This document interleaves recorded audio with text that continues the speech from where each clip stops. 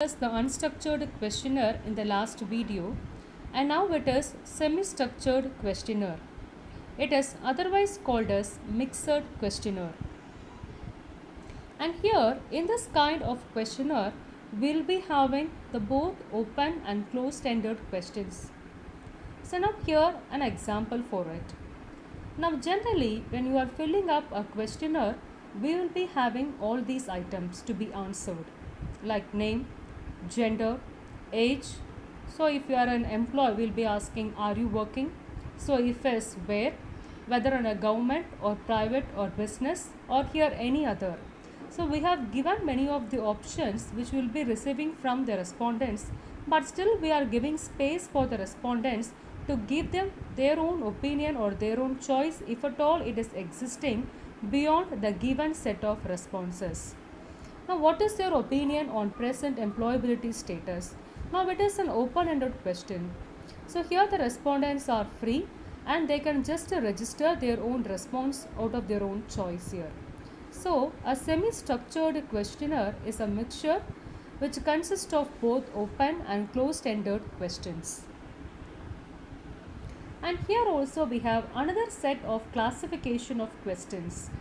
Generally, the questions are designed to collect three different types of information from the respondents. Either it will be about the information about their behavior, information about their attitudes, and also the information which is used for the classification purposes. So generally, we have these categories of questions. So what is a behavioral kind of question? So here it is the factual information on what the respondent does or what they own. So these questions they also tell about the frequency about their actions. These questions will be giving answers about their behavioral nature. For example, in the surveys like survey to find out the market size, about the market shares, awareness and about their usage, we can able to administer such behavioral type of questions. Let us see some examples for it. Now, have you ever gone for us or have you ever visited? Have you ever used this product? So do you ever know this or do you ever aware of this? So who do you know? So which do you do most often? So all these questions they are like a behavioral one.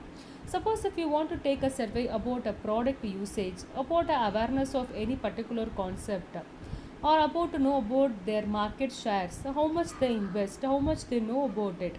So in future will you purchase it? In future you will stay or use the product. So look at this way, all these questions are giving some information about the respondent's behavior.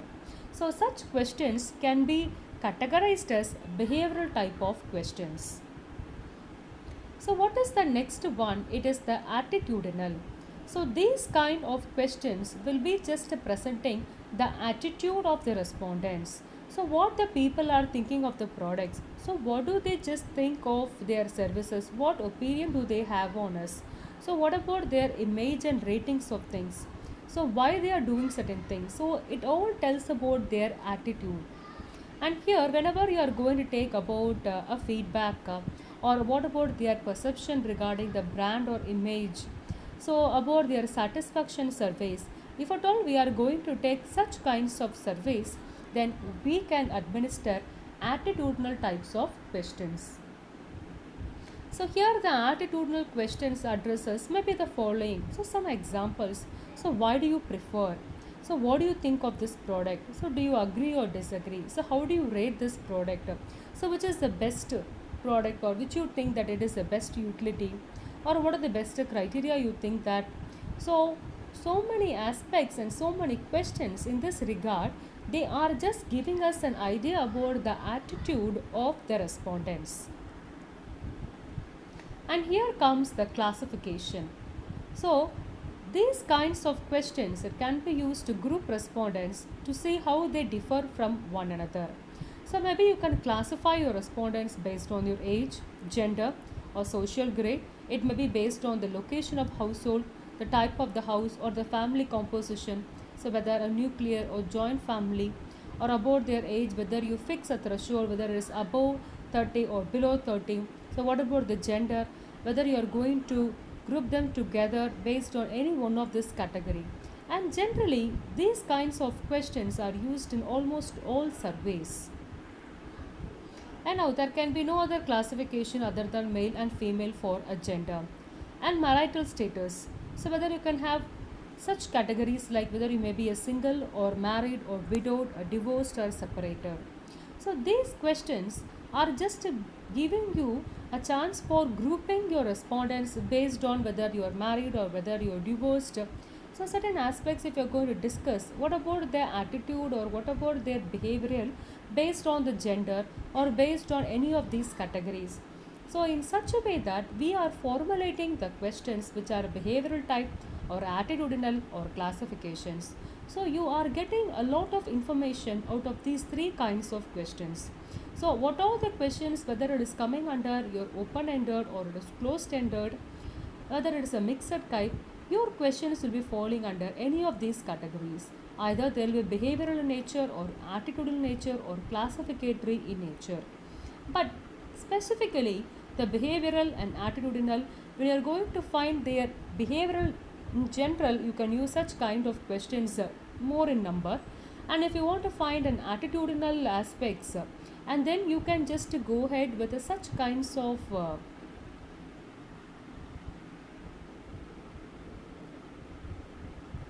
questions to better way. And we'll move about the questionnaire layout. So what is a questionnaire layout is all about? So once you are just setting a questionnaire, just you are having a look at all your questions and finding whether they are fit into it. It is really indeed a very important step for us. So you have to check whether the questions that you have administered are very simple and whether they are highly specific or not. So after giving up all your questions, so as I was just discussing earlierly, so what all the things you have to do before this having a questionnaire layout. So you are making a rough list of questions and then you are refining the question phrase, then you are developing a response from it, then you are sequencing it and then you are bringing it into the layout of the questionnaire. And now in this particular step, you must be having a very clear aspect and clear conception about your questionnaire. The questionnaire now needs to be fully formatted with clear instructions, and also it must be having a powerful introduction, as I was telling about the necessity of having an introduction about your questionnaire. And here also you must able to check whether the questionnaire is in correct format or not, whether there is a space for the respondents to register their own opinion. So here you must be very much pretty clear in doing many things and you must avoid many aspects. So your questionnaire must be devoid of these following things like ambiguity, difficult words, scientific terms, jargon, so double barreled, double questions and hypothetical questions. So your questionnaire must be free from all these things. So what is a double barreled question? Now, do you like or dislike this product? So what response will the respondent will give? Suppose it is a yes or no question. How do they give a response to this? Do you like or dislike this product? Do you approve or disapprove the participation? So what answer they will be giving you? So this is a double barreled questions. So such a question should be avoided in your questionnaire. And this is double questions. Now look at this. Do you think that the students must concentrate more and spend less time on internet? So there are two questions are there. The students must concentrate more and they spend less time on internet. So here the question is not so specific. So whether they are spending time on the internet fruitfully or not. Whether the significant purpose is behind in using the internet, it is not mentioned.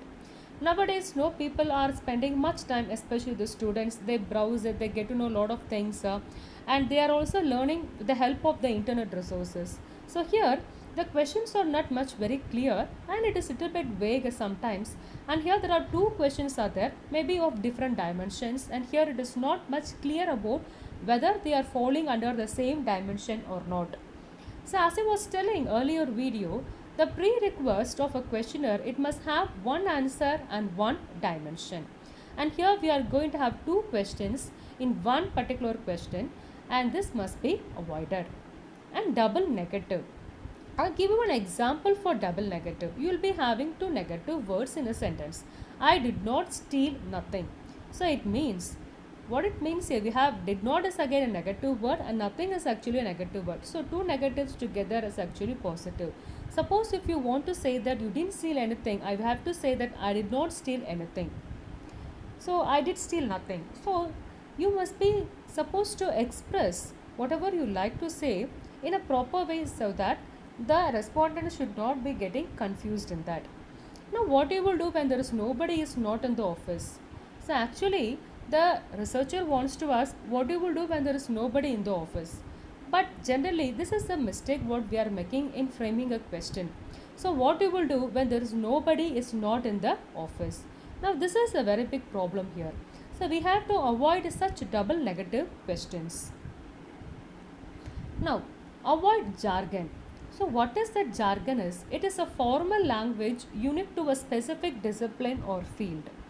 So maybe you may be an expert as a researcher and you will be very pretty well clear in using a jargon, but that jargon may not be known to the respondent whom are you giving the questionnaire. So kindly you have to avoid the jargon's usage. Now it's a very common thing we are coming across nowadays. So what are the best practices in your institution? But actually the best practice is a word predominantly used in business, is one that should be adopted because it has proven effectiveness. But many a times we will not be aware of what they are actually mentioning as the best practices in your institution. So here it is not very clear about the word. Now this is a very most common term we are coming across in the NAC purposes. What are the best practices in your institution? So here still we are not much very clear what to address as the best practices. So whether it has to be a unique one or whether it has to stand distinct or whether we have to project what we are actually doing it. So still this is not a pretty clear for us. So now you can be asking a hard copy in the sense which is actually in a printed form. That's what we mean here. So that is a common term used by a separate sector people, and here we must not use the same word in this questionnaire because the respondents may not be aware of what is the necessity. If the people are used to it, if I'm going to ask the best practices in an institution, maybe the teachers will be able to understand the best practices is what. And maybe the other sector of people, if you are going to say that to an employee, what are the best practices in your company, you may not be know what is the best practices a company is doing it, because that employee may not be a skilled one, he may be a semi-skilled person, he may be a worker category, so not in a person like a managerial position or decision making positions, no? Because those people will be very well aware of what are the best practices a company does. So this is what the problem is. So when are we going to give a questionnaire, we must be very careful that it is not having any jargon, and similarly we must avoid the scientific terms, because as a researcher we may be aware of the meaning of the scientific terms which is being used, but not all the respondents will be knowing about the scientific term and its meaning. So you must not use such words in the questionnaire, and also you must avoid very difficult words. So very simple words must be used so that the respondents of all categories will be able to understand what your question is. Some people will be thinking that they have to enhance the worthiness of the questionnaire, and you want to make your questionnaire so much very good with a good vocabulary, but see to that whether the respondents is also be aware of the same vocabulary or not, because it is not important to show that the researcher is very good in vocabulary, but it is very much important to know whether the respondents are aware of it or not. So not all the respondents will be aware of all the vocabulary what you are using. So enriching the questionnaire, it is not enriching the vocabulary what you are using in the questions, but putting the questions in a very simple way and in a very easy way to understand. So hypothetical questions. So we have to avoid certain kinds of questions, especially the hypothetical questions. So now, if you could really sell your soul to the devil, what would you sell it for? So these things, like they are very hypothetical. And would you rather be deaf or blind? So putting them into a situation and asking them whom do you save or whom do you argue for, whom do you rescue. So these are some hypothetical questions, and this will make the respondents to feel really uncomfortable when you are just presenting them to such type of questions, no, and definitely they will not be in a position to answer all your questions. So kindly have to avoid the hypothetical questions. It's very essential. So make your questionnaire as simple as you can, because once again I can also tell this one, since your presence will not be there at the time when your respondents are answering to your questions, you must be very cautious in designing all the questions, and they should be free from vagueness and ambiguity. It must not fuzzify them, it must not make them to wonder what are you asking and what are you trying to make them to answer at the same time. So this is very much important in setting up the questionnaire. So not just you give the questions, but see to that the questions are very direct over nature, and it is itself self-explanatory. They do not demand anybody else's assistance to understand what is the meaning of the questions that you are asking for. And some key issues in questionnaire we have to just discuss it. See, the questionnaire will be very effective only if you are able to address certain aspects. So when are you going to use a questionnaire? So because there are several methods of data collection are there. Questionnaire is not the only method. But still many of the researchers are preferring the questionnaire because it has its own advantages.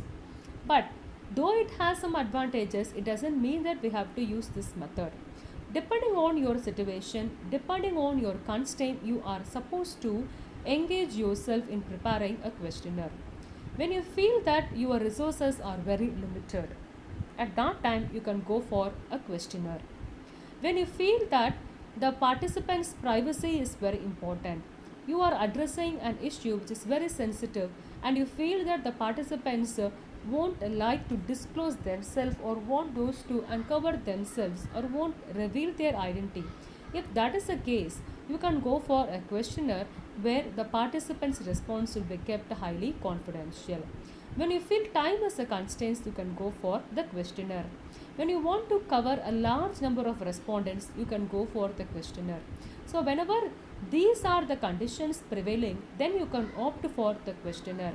Because whenever, so if any of the aspects is not there, and still if you go for the questionnaire and then if you are finding it hard to administer the questionnaire, then all your energy will be getting ruined.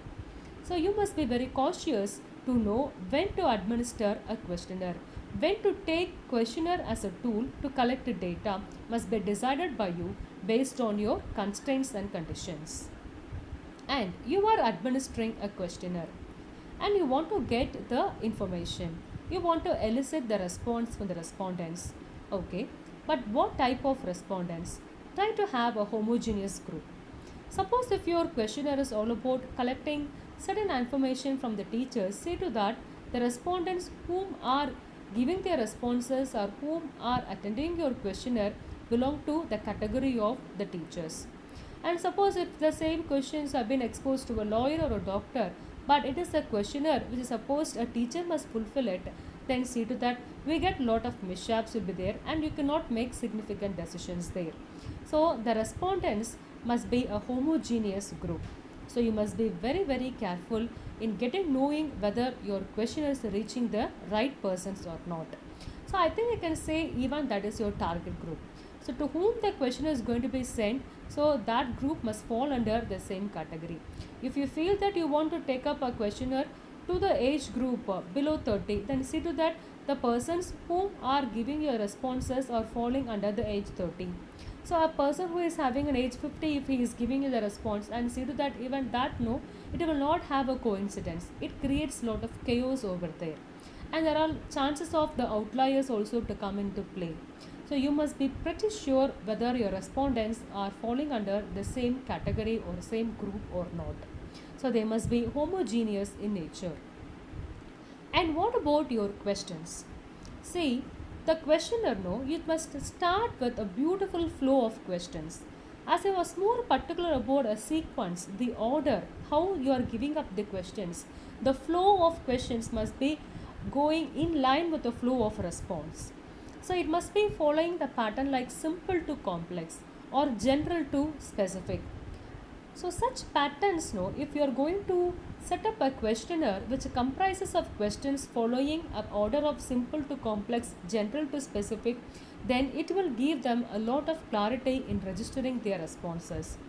But one particular thing you must be very clear.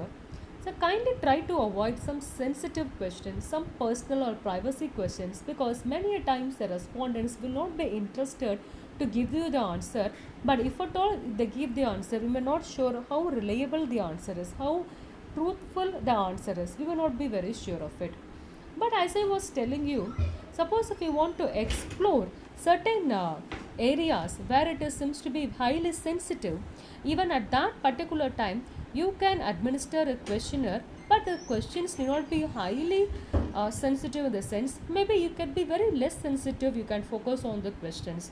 As I was just telling about, in any religious based questions, see to that your questions is not disturbing the sentimentals of any kind of religious people, and it is not affecting the sentiment of any particular gender. So if you are going to ask questions regarding about the sexual harassment, or what about their field regarding a male or a female, it doesn't mean that you are going to accuse the male gender as a whole. No, it is not like that. So you must not make a question seems to be creating lot of issues in that, and try to avoid asking or exploring some personal things, and that privacy, no, every respondent tries to maintain it.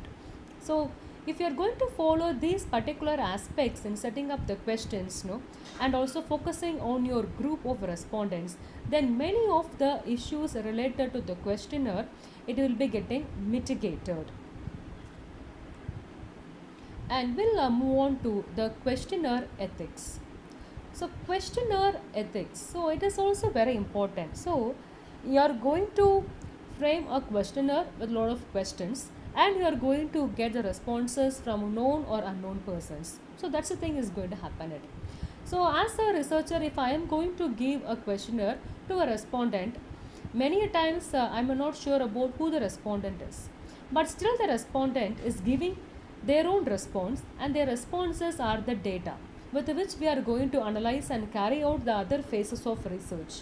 So it is really our responsibility as a researcher to maintain the confidentiality of the respondents, because some questions, no, as I was just telling, if some questions are very sensitive but still they want to give their answers and they are giving the answers, it is very much essential responsibility as a researcher to maintain all these things very confidential.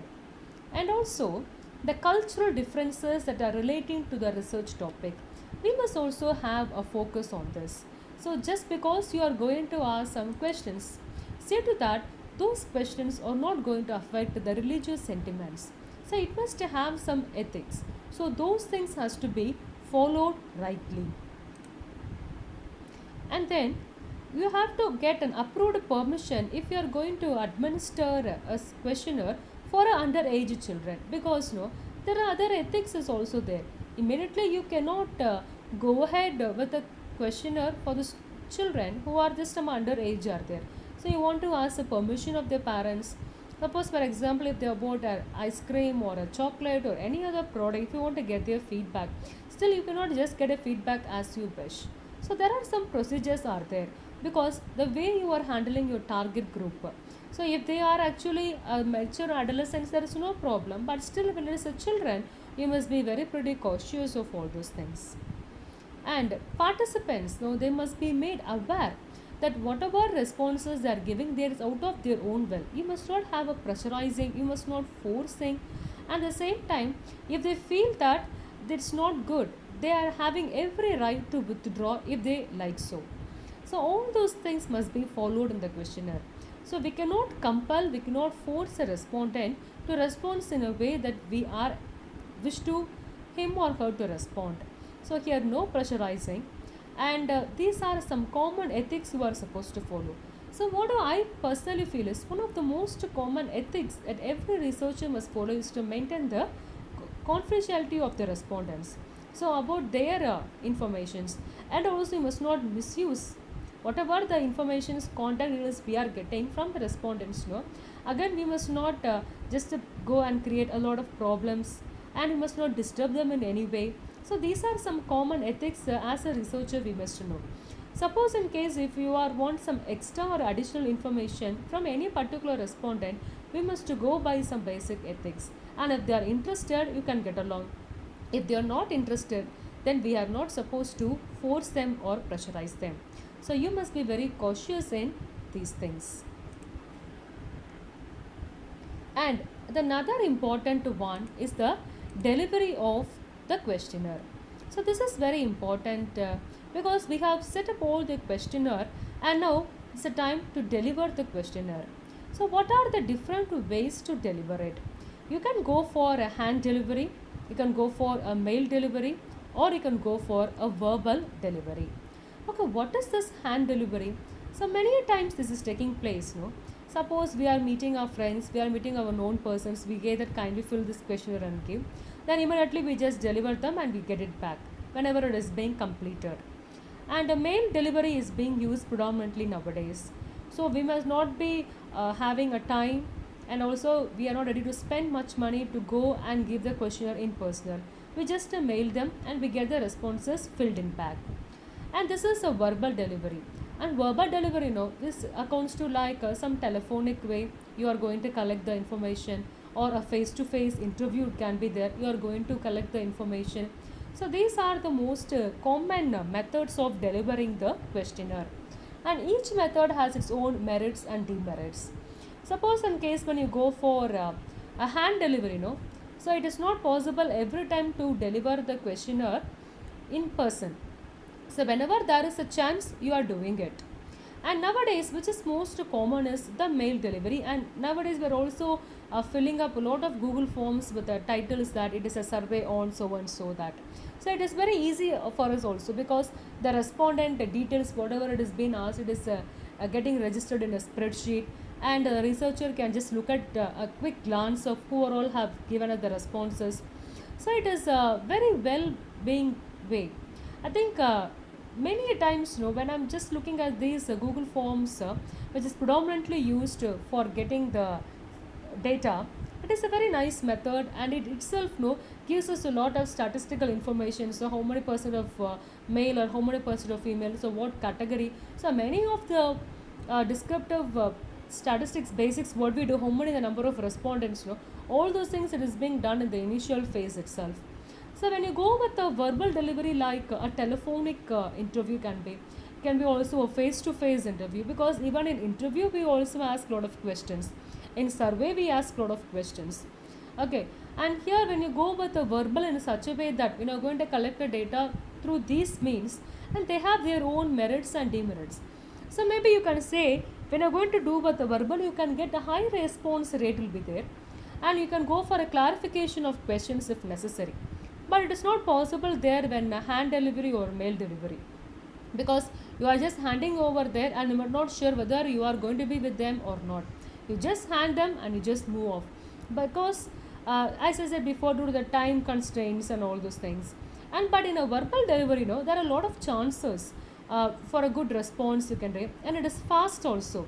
And also you will be having a control over the respond selection, to whom you will be going and giving, to whom you are going to face it, and from whom you are going to get the data in person. So all those things will be there. And even the mail delivery, that is also seems to be a good response rate, because it reaches them immediately, and everything will be in filled form. They have to just give a click at it, and it will be you will be receiving it back. But still, the interpretation is very hard. For example, we are going to ask open-ended questions, and people will be sitting and typing, and hand delivery sitting and writing and all those things, it is again still a bit process over there. So what I just want to say is, whatever may be the type of delivery you are going to make it, it makes a sense. It makes it more effective depending on your number of questions what you're going to ask it, and depending on the question patterns, whether you're going to go with the closed or open end, or whether it is going to be a matrix type or contingency type or dichotomous, or maybe a bipolar. So whatever maybe, it depends. So you are supposed to set a beautiful questionnaire, and more beautiful, what is the thing is, it must be very simple, it must be very very clear. That's what I was just telling. Whatever may be the mode of your delivery, but the effectiveness of the questionnaire lies in the proper setting up of your questions. So you will be asking any other question. Okay, we have discussed so many types of questionnaire.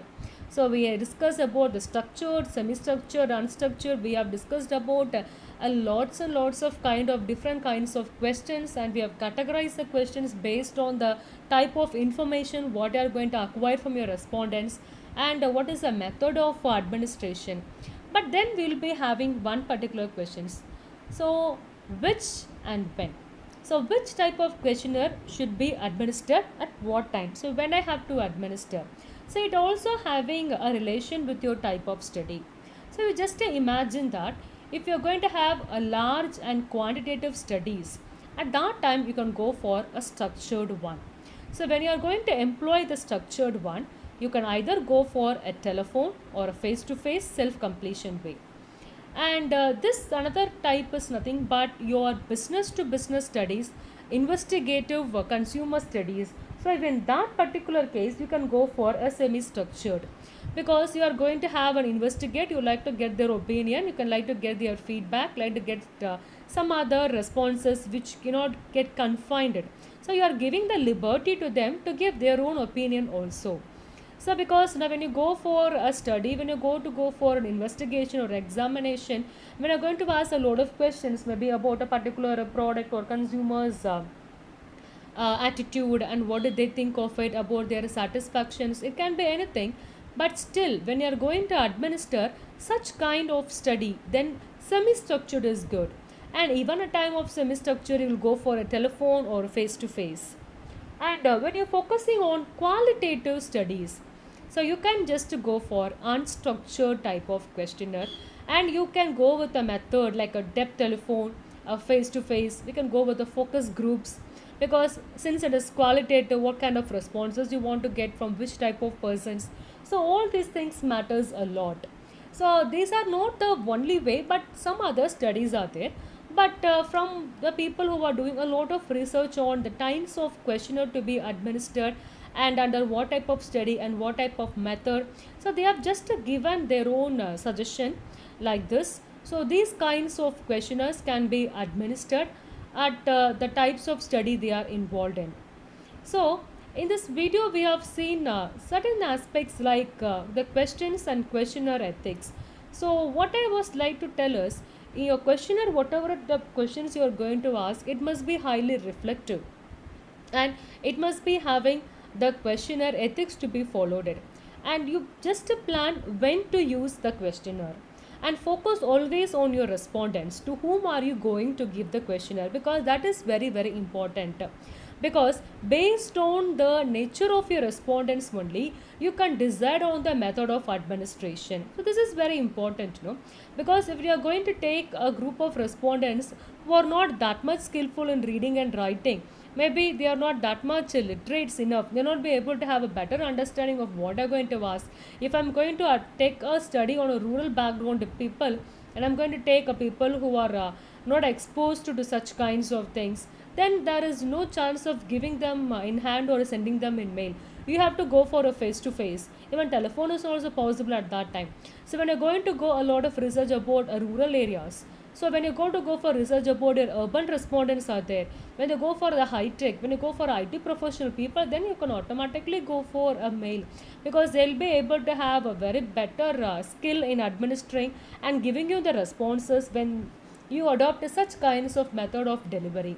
So I think we have discussed much about the kinds of questions and the questionnaire ethics, and we have also some about the method of delivery of the questionnaire.